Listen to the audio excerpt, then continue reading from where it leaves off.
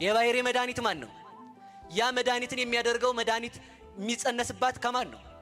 ከድንግል ማርያም። እሺ እንዲያ ከሆነ ዓለም ሳይፈጠር እንኳን ማርያም ዲያብሎስ ታስበዋል። ማን ታስበዋል? እግዚአብሔር ሚካኤልን ፈጥሮ ሲያበቃ ቆይ ዲያብሎስን ራስቸው ብሎ ነው የፈጠረው። አንድ ጊዜ ያሰበውን ምረነ በእግዚአብሔር ወዘንተክመ ሰማይኩ።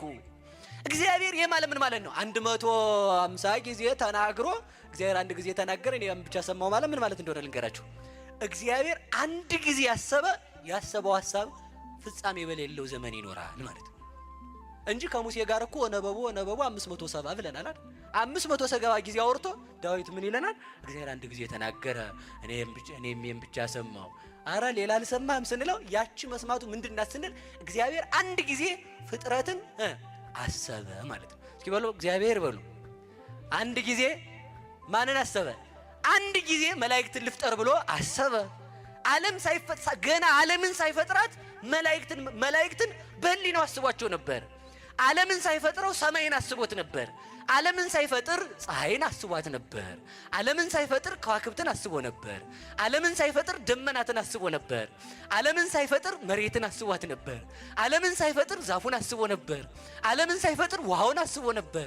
ዓለምን ሳይፈጥር እሳቱን አስቦ ነበር። ዓለምን ሳይፈጥር ነፋሱን አስቦ ነበር። ዓለምን ሳይፈጥር ድንጋዩን አስቦ ነበር። ዓለምን ሳይፈጥር ጅቡን አስቦ ነበር። ዓለምን ሳይፈጥር አንበሳን አስቦ ነበር። ዓለምን ሳይፈጥር ቅማልን አስቦ ነበር። ወረባክ ቅማልን አስቦ ትንኝን አስቦ ነበር። ዓለምን ሳይፈጥር ልብ ብላችሁ ስሙ።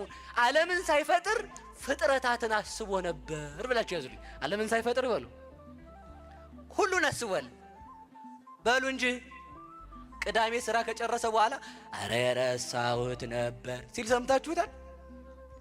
ፈጠረ፣ ብርሃን ይሁን ሆነ፣ መልካም ነው አለ። ባሕር ታውጣለ ወጣ፣ መልካም ነው አለ።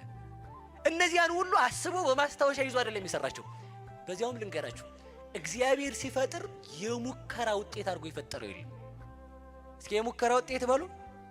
እንደ ቶማስ አድሰን ፕሌንም አምፖልም እንደፈለሰፉት በመቶኛው 15 ደቂቃ ተሽከርክራ እንደወደቀች ፕሌን እንደዛ አይደለም። እግዚአብሔር ሰውን ራሱ ከፈጠረ በኋላ ውይ አይን እዚህ ጋር መሆን አልነበረበትም እዚህ ጋር ላድርገው እንዲህ አላለም ብሏል። ሰው አድርጎ ከፈጠረ በኋላ ልክ ነው እግዚአብሔር የሰራው በሉ፣ ልክ ነው በሉ። ታዲያ አሁን ምን ይላል መሰላችሁ? አንድ እንግዲህ ምንድነው የምንለው? ማርያም ታስባ ነበር በሉ። አንድ ጊዜ ማርያም በሉ ለመድኃኒትነት ታስባ ነበር። ለምንነት እኔም ታሰብኩ ብሎ ደስ ሲለው አይ ተው ሞኝ እንዳትሆን፣ አንተ የታሰብከው ለካህዲነት ነው። ዲያብሎስ ቢታሰብ እስከነ ካህዲነቱ ነው። ድንግል ማርያም ብትታሰብ ግን ለእናትነት ታስባ ነው የተፈጠረችው። ወገብረ መድኃኒተ በማይከለ ምድር፣ የምድር መካከል የተባለች ቀራንዮ ናት።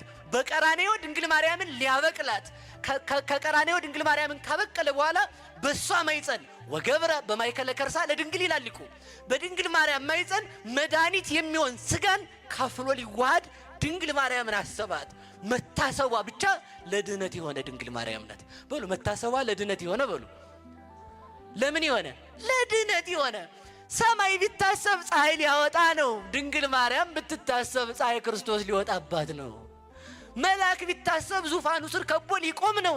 ድንግል ማርያም ብትታሰብ ዙፋኑ ከበው የሚቆሙ መላእክት ሊያመሰግኑ አሳየን በማህፀኗ እግዚአብሔር 9 ወር ከ5 ቀን ሊያድርባት ነው።